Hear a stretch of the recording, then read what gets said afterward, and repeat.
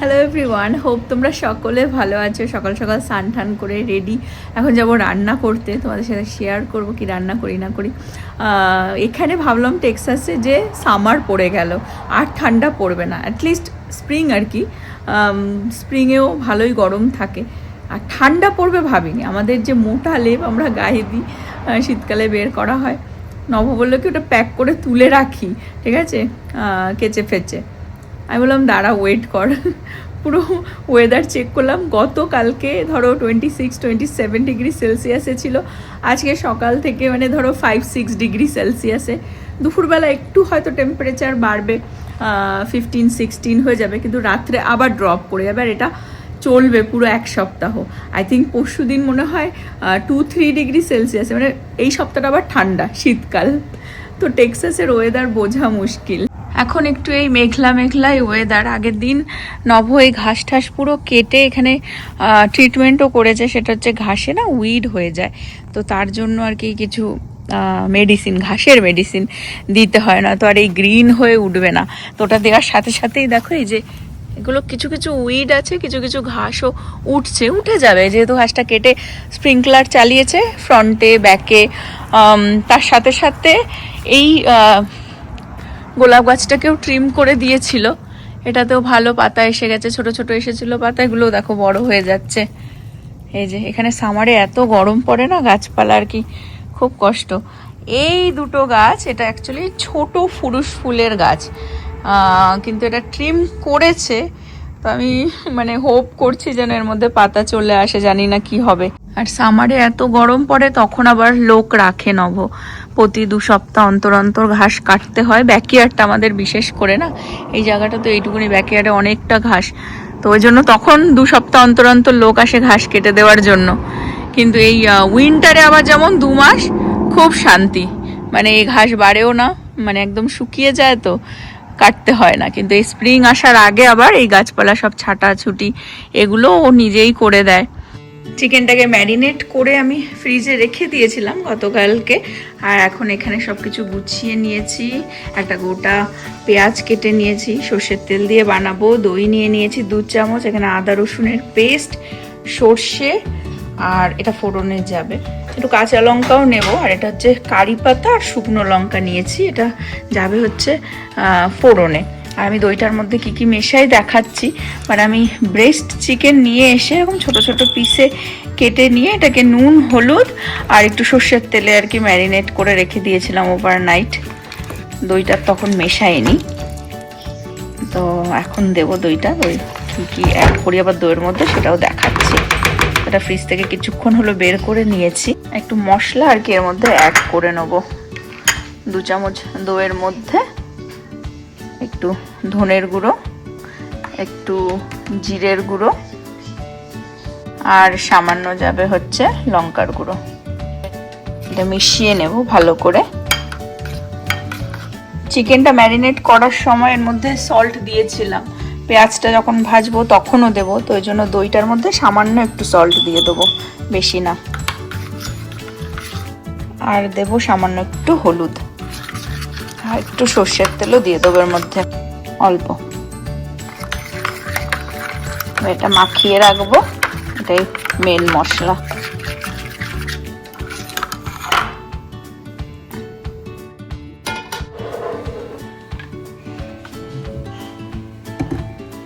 আজকে আমি অ্যাকচুয়ালি কেনা জিরে ধনের গুঁড়োটাই ইউজ করলাম, এই যে, তো ওটাই দইয়ের মধ্যে দিয়ে দিয়েছি 1 চামচ করে।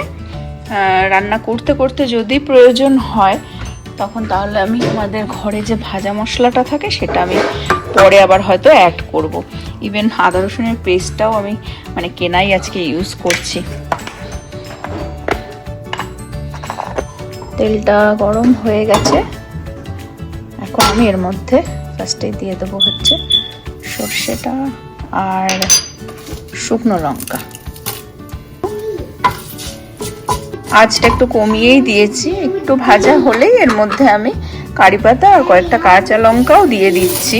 এটাকে বলে কারি পাতা চিকেন। অ্যাকচুয়ালি এই কারি পাতা দিয়ে চিকেন নবত আগে হয়তো বললেও খেতেও না, কিন্তু এখন এই ডালাসে এত সাউথ ইন্ডিয়ান হয়ে গেছে, তাই বিজনেসও এত, রেস্টুরেন্ট এত চারিদিকে। আমরা যেমন আমি সিম্পলি হ্যালো ইন্ডিয়ারই কথা বলি, আমরা প্রায়ই যাই, অনেকবারই ব্লগ করেছি। ওদের ওখানে কারি পাতা চিকেনও ফেমাস, তো ভালো লাগে বেশ খেতে। তো তখন ওখান থেকেই আইডিয়াটা নিয়ে বেসিক্যালি এটা আমি আমার নিজের মতন করে বানাই। শুকনো লঙ্কা, কাঁচা লঙ্কা, কারি পাতা, সর্ষে আর সর্ষের তেলের মধ্যে এটার একটা অসাধারণ স্মেল বেরোচ্ছে ভাজার পরে।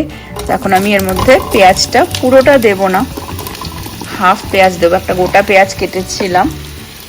এই রেসিপিটা অ্যাকচুয়ালি আমি নিজের আইডিয়া থেকেই একদিন বানিয়েছিলাম আর এত ভালো লেগে গেছিলো, তো এটার নাম দিয়ে দিয়েছি কারি পাতা চিকেন, যেটা যদিও আমরা দোকানে যখন খাই ওটা অনেক আনহেলদি ভার্সন হয়, তেলটাও বেশি থাকে, প্লাস ওরা চিকেনটাকেও হয়তো কিছুর একটা ব্যাটার দিয়ে আলাদা করে ভেজে নেয়, যেটা আমি করিনি। জাস্ট চিকেন ব্রেস্ট দিয়ে ম্যারিনেট করে নর্মালভাবেই বানাবো। খুব ড্রাই হয়, বাট এই একটুখানি হালকা মানে কি বলবো ড্রাই ভাজা ভাজা টাইপেরই হবে, বা দেখলে এইটুকুনি তেলের মধ্যেই বানাবো, আউটকামটা দারুণ আসে এই চিকেনটার। পেঁয়াজ যখনই আমি ভাজি একটু সল্ট দিয়ে দিই যাতে তাড়াতাড়ি মজে যায় পেঁয়াজটা। আর এর মধ্যে হলুদ কিছুই দেওয়ার নেই, বিকজ সব কিছু আমি দইয়ের মধ্যে মিক্স করে দিয়েছিলাম। শুধু পেঁয়াজটা হালকা ভাজা হয়ে গেলে তারপরে আমি আদা রসুনের পেস্টটা দিয়ে দেবো। এখন আদা রসুনের পেস্টটাও দিয়ে দেবো এর মধ্যে।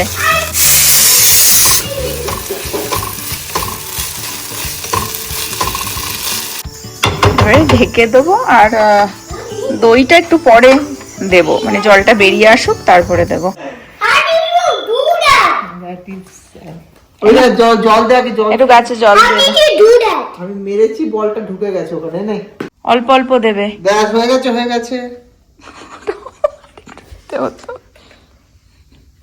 হয়নি তো, আরেকটু দাও। লিটল বিট, ব্যাস ব্যাস ব্যাস ব্যাস, ঠিক আছে। বুদ্ধটাকে একটুখানি তুই হেল্প করে দে, পারবে না। পারবি না, দেখি দাঁড়া, ওটা পারবি না, ওটা ট্রিকি আছে, দেখি একটু ট্রিকি আছে। Wait, I got it. ওটা দাও, ওইটাতে লাগবে না পুরো, ওটা বেন্দাজি শুকিয়ে গেছে। হ্যাঁ, এটাতে একটু চারিদিক দিয়ে ভালো করে দিয়ে দাও। This? This? This too? Yes, thank you.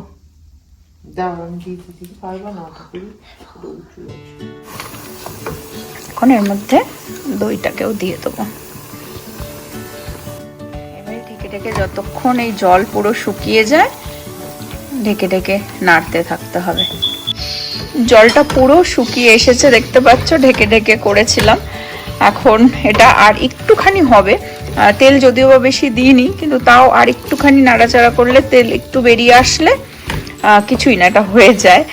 মশলা আর দিইনি, যেটা ধনে জিরের গুঁড়ো বাড়িতে বানানো সেটা দেবো একটুখানি, আর এই কাঁচা পেঁয়াজটা উপরে দিয়ে ছড়িয়ে দেবো, তাহলে আমার চিকেন হয়ে যায়। খুব ভালো লাগে চিকেন, রুটি দিয়েও খেতে ভালো লাগে। ইউজুয়ালি নব এটা ডিনারে খেয়ে নেয়, আর ডাল থাকলে ডাল দিয়ে, ভাত দিয়ে এই চিকেন হয়ে যায় খাওয়া।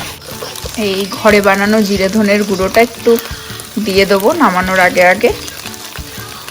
আর সল্ট আমি দেখে নিয়েছি, ম্যারিনেশনের সময় ভালোই সল্ট দিয়ে ম্যারিনেট করেছিলাম বলে আর দিতে হয়নি। তো দেখতে পাচ্ছি একটু ভাজা এরকম হবে আর কি চিকেনটা। খুব ভালো খেতে হয়, তোমার ট্রাই করে দেখো। কারি পাতা তো সব জায়গায় পাওয়া যায়, আর সর্ষে ফোড়ন দিয়ে সবথেকে কি খুব ইজি আর হেলদি। এটা হয়ে গেছে। যদি অনেক তেল দেওয়া হয়, মানে একটু আনহেলদি হবে, তাহলে কিন্তু এর থেকে ভালো তেল বেরিয়ে আসে। কিন্তু ঘরে নর্মাল ডেতে খেতে গেলে এরকম একটু হেলদি হলেই বেটার। এখন আমি নামানোর আগে এর মধ্যে যে কেটে রাখা পেঁয়াজগুলো আমি দিয়ে দেবো। কাঁচা পেঁয়াজটা এত ভালো লাগে এর মধ্যে, একটু জাস্ট নাড়িয়ে চাড়িয়ে, মানে কুক হবে না, ঠিক আছে, এরকমভাবেই আর কি নামিয়ে দেবো। জাস্ট 1-2 মিনিট নাড়াচাড়া দেবো এরকম, ঢেকে না, যাতে পেঁয়াজটা সিদ্ধ না হয়ে যায়। এটা হচ্ছে কারি পাতা চিকেনের ফাইনাল লুক। ট্রাই অবশ্যই করো, যদি ট্রাই করে থাকো তাহলে জানিও কিরকম লাগলো। খুব ভালোই খেতে হয় এটা। রুটি দিয়ে বেস্ট। কিরম খাচ্ছ? চিকেনটা খুব ভালো খেতে, এটা আমার ফেভারিট অ্যাকচুয়ালি। হেলদি, অল্প তেল মশলা দিয়ে বানানো, আর বেশ সবসময় খাওয়া যায় সব কিছুর সাথে, রুটি, পরোটা, ভাত। ভাত ছাড়া আমি তো ভাত খাই না, আমরা শুধু শুধু বেস্ট একদম। ওই তন্দুরি চিকেন খেতে খেতে মুখ হেজে গেছে। হ্যাঁ, এটা আবার অনেকদিন পর বানালাম, বহুদিন পর বানানো হলো, খুব ভালো লাগে কারি পাতা চিকেন। নব ইউজুয়ালি ডিনার করে, বাট এখন যেহেতু বানিয়েছে একটু ডাল দিয়ে স্যালাড দিয়ে খাচ্ছে। হ্যাঁ, আমি ভাত দিয়ে অলরেডি খেয়ে নিয়েছি। খুব ভালো খেতে। স্যালাডের মধ্যেও দিয়ে দেওয়া যায়, শুকনো শুকনো। রাইট। আর আমি এতক্ষণ ব্যস্ত হয়ে গেছিলাম এনার হেয়ার কাট করতে। দেখিয়ে দাও, চুলটা কেটে দিলাম। শুধু আমাদের বাড়ির গাছপালা কেন ছাটাছাটি হবে, হ্যাঁ আমাদের মাথার হেয়ারও ছাটাছাটি হয়ে যায় বাড়িতেই। কিরকম লাগছে দেখো। হ্যাঁ, সামনের মাসে ওর বার্থডে, তার আগে একদম ছোট করে দিলাম, যাতে মানে তখন সেট হয়ে একদম চুলটা উঠবে। হ্যাঁ দেখি। আমার ফ্রেন্ড বহুদিন আমাকে রিকোয়েস্ট করেছিল যে আমি কিভাবে হেয়ার ব্লো ড্রাই করি সেটা যেন আমি ভিডিও করি, কিন্তু বাথরুমের কোনো কাজ করতে গেলে মানে ভিডিও করতে গেলে আমাকে সেরকম সেট আপ দরকার, তো সেটা হয়ে হচ্ছিল না, ওই জন্য ভিডিওটা করা হচ্ছিল না। তো আজকে ভাবলাম যে আমি যেহেতু শ্যাম্পু করেছি, ভাবলাম যে তোমাদের সাথে শেয়ার করে দিই, মেবি সবার হেল্প হয়ে যাবে, কারোর না কারোর তো হেল্প হবেই। তা আমি ইউজুয়ালি বেশি একটা হিট দেওয়া পছন্দ করি না, সবকিছুই ন্যাচারাল, মানে বেশি একটা হেয়ারের প্রোডাক্টও আমি ইউজ করতে পছন্দ করি না। আর হেয়ার ওয়াশ করার পরে আমি কিন্তু অনেকক্ষণ পরে আমি হয়তো এই ভলিউমারটা ইউজ করি ব্লো ড্রাই করার জন্য। এয়ার ড্রাই কিছুটা করে নিই, ভেতরে হয়তো এখন একটু একটু ভিজে আছে, ওই তাতেই যা হয়ে যাবে, 5 মিনিটস লাগে। আর ব্লো ড্রাইটা তাও করি উইকেন্ডের আগে, যদি জানি যে কোথাও যাবো বা কিছু। রেগুলার উইকডেজে অনেক সময় করিও না, মানে জাস্ট হেয়ার ওয়াশ করে এয়ার ড্রাই থাকে বেসিক্যালি। তো 5 মিনিটসের মধ্যে আমার কাজ ডান হয়ে যায়। কটা জিনিস লাগে আমি তোমাদের সাথে দেখিয়ে দিই। জানি না ঠিক করে সেট আপ করলাম কিনা, আমি সামনে আয়নায় তো দেখতে পাচ্ছি, হোপফুলি ঠিকঠাকই ভিডিওটা হবে। যেরকমটা বললাম, আমি এয়ার ড্রাই করতেই পছন্দ করি। তো অনেক সময় এরকম হয় যে আমি শ্যাম্পু করে অনেকটা টাইম পরে, হয়তো যদি উইকেন্ডে কোথাও যাওয়ার থাকে বা নেক্সট ডে কোথাও যাওয়ার থাকে, তখনই আমি ব্লো ড্রাইটা করি। তো এয়ার ড্রাই করে বেসিক্যালি এখন আর কি ওই ভলিউমটা করবো বেসিক্যালি। তো আমার এটা খুব ইজি হয়, এই ব্রাশ আছে যেহেতু, এটার এই হেডটা এরকমভাবে খুলেও আবার ডিট্যাচ করে এরকমভাবে রাখা যায়, তো খুব ইজি এটা ইউজ করা, সেই জন্যই আমি এটা ইউজ করি। আর প্রীতিকেও একটা কিনে দিয়েছি, ওপরতলার প্রীতিরও বাথরুমে একটা রয়েছে। আর লিটারালি 5 মিনিটের কাজ। কিন্তু বুঝতে পারে না যে কিভাবে এটা ইউজ করবে বা কিভাবে হেয়ারটাকে পার্ট করলে খুব ইজিতে আর কি ভলিউমটা করা যাবে। তো সেটাই আমি তোমাদের সাথে আজকে শেয়ার করছি। আর আমি বহু বছর ধরে করি, তো জন্য আমার কাছে খুব ইজি হয়ে গেছে ব্যাপারটা। শুধু লাগবে হচ্ছে একটা এরকম কাটা, আর 3টে পার্ট করব, ঠিক আছে। তো প্রথমে আমি মাঝখান থেকে সীতা করি, মাঝখান থেকে এই জায়গাটুকুনি নিয়ে নেবো, এটা আমার জাস্ট একটা লেয়ারে যেটা সামনে আসবে সেটাই। তো এই হেয়ারটাকে আলাদা করে পার্ট করে নেবো। এই পার্ট করাটা খুব ইম্পর্টেন্ট, ব্লো ড্রাই করতে গেলে এই হেয়ার পার্ট করাটা খুবই ইম্পর্টেন্ট, ঠিক আছে। তো এই ওপরের একটা এটা পার্ট হবে, দ্যাটস ইট। এবার তারপরে নিচের থেকে কানের পেছন থেকে ব্যাকে দেখিয়ে দিই, এই যে এটা আরেকটা পার্ট হবে, কিন্তু ওপরেরটা বেশি দরকার নেই, এই এতটা থাকলে হবে, নিচে বেশি থাকলে হবে। এটা একসাথেই করে নেবো। এবার এটাকে পাকিয়ে এটার সাথে আটকে দেবো, দ্যাটস ইট। এবারে এই তলার যে পার্টটা, এটাকে ফার্স্টে করে নেবো। ইজির জন্য বলে দিই, এটা আওয়াজ হবে তো তখন আর কথা বলতে পারবো না বা শুনতে পারবে না আমার কথা। ইজির জন্য এই ব্যাকেরও যেটা রয়েছে এটাকেও পার্ট করে দুটো পার্টে ভাগ করে নেব, ইজি হবে।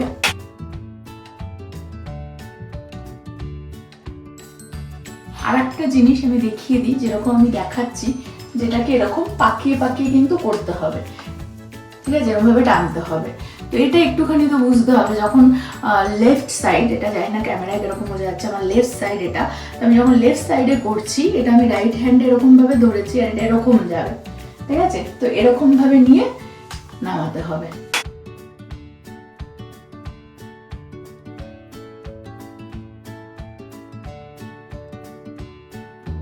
আর যখন আমি রাইট সাইডে করতে যাব তখন আমাকে ব্যাকের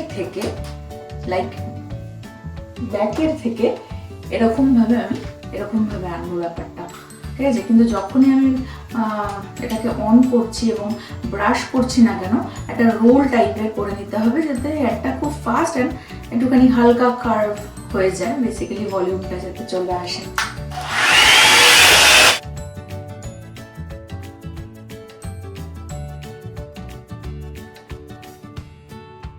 অনেকের হাতে গরম লাগতে পারে, তারা হচ্ছে এটার সাথেই দিয়ে দেয় গ্লাভস, একটাই হাতের গ্লাভস দেয়, তো লেফট হ্যান্ডে সেটা পরে সেইভাবে করতে হবে।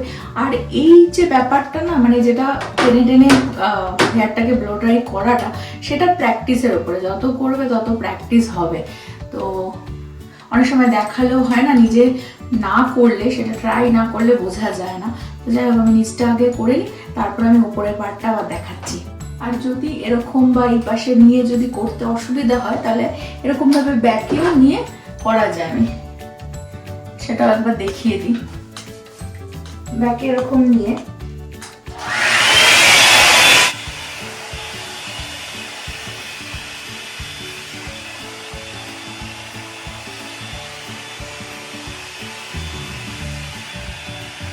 আমার নিচের পোর্শনটা হয়ে গেছে। এই যে আমি এখন যেটা, এই যে পার্টটা করলাম, এটা আমি ডিটাচ করব আলগোছে। এই যে এখন আমি এই উপরের পার্টটা এটা করে নেব। এখনো আমার এই টপ পার্ট যেটা, এটা থাকবে, এটা একদম এন্ডে করব। এটা খুবই ইজি, দুটো পার্টে ফেসের যে ভলিউমটা দেবে এটা দেখাচ্ছি। এই পার্টটার জন্য আমাকে কিচ্ছু করতে হবে না, এই সাইড থেকে পুরোটাই যেহেতু নেওয়া হয়েছিল, এই সাইডের পুরোটাই আমি এরকম ভাবে করে নেব, ঠিক আছে? আচ্ছা, কারোর যদি অসুবিধা হয় আরো ক্লিপ ইউজ করতেই পারো, আমি যেহেতু করতে করতে আমার অভ্যাস হয়ে গেছে, সেজন্য আমার প্রয়োজন হয় না।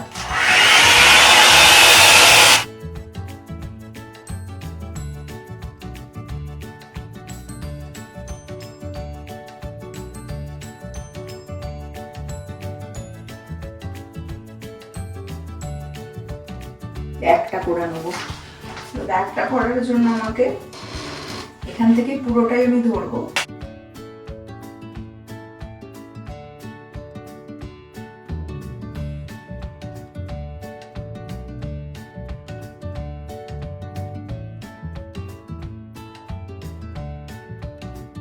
ব্যাকটা হয়ে গেলে আমি এই সাইডেরটা সেম ওয়েতে করে নেবো।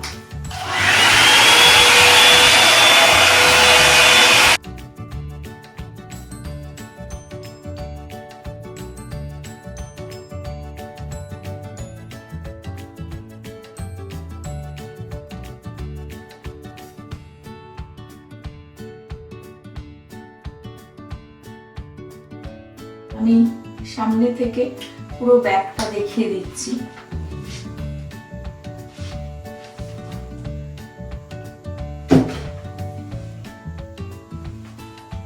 এবারে টপ পার্টটা করব, এটা সব থেকে ইজি।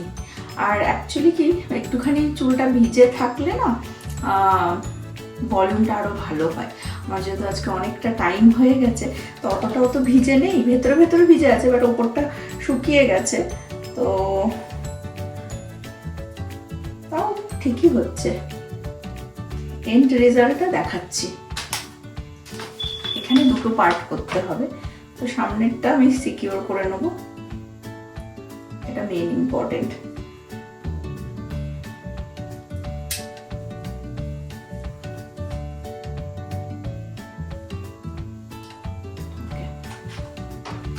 উপরের পার্টটা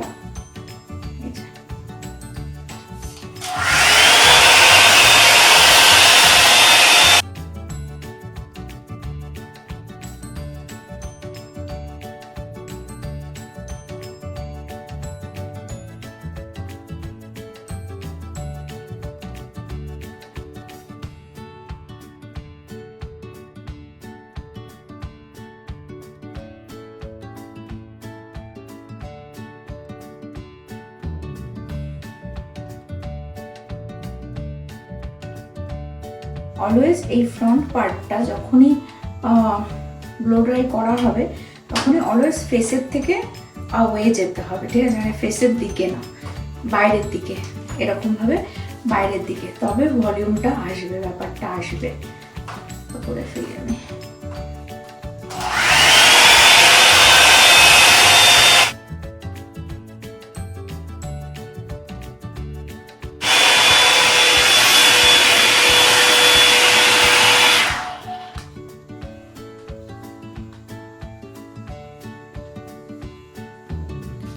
পুরো ব্যাপারটা একদম চেঞ্জ হয়ে যায়, তাই না? দেখো, এটা হচ্ছে আউটকাম। আর হেয়ার যদি একটুখানি সুন্দর হয়ে যায়, দেখো কোনো মেকআপ টেকআপ কিচ্ছু করতে লাগে মানে একটা কনফিডেন্টই চলে আসে। আমি তো আর বিউটি কন্টেন্ট ক্রিয়েটার না, কিন্তু জানি না কতটা কিভাবে আমি সুন্দর করে প্রেজেন্ট করতে পারলাম কি না জিনিসটা, যে কিভাবে দেখো, বাট সুন্দর লাগে না হেয়ার ভলিউম করলে। চলে আসো, আর একজন তো হেয়ার ছাট হয়ে গেছে, কোনো ড্রাই ভলিউম করার কোনো সিনই নেই। বাট হোপ তোমরা এনজয় করলে আজকের ব্লগটা, হোপ কারোর হেল্প হয়ে যাবে।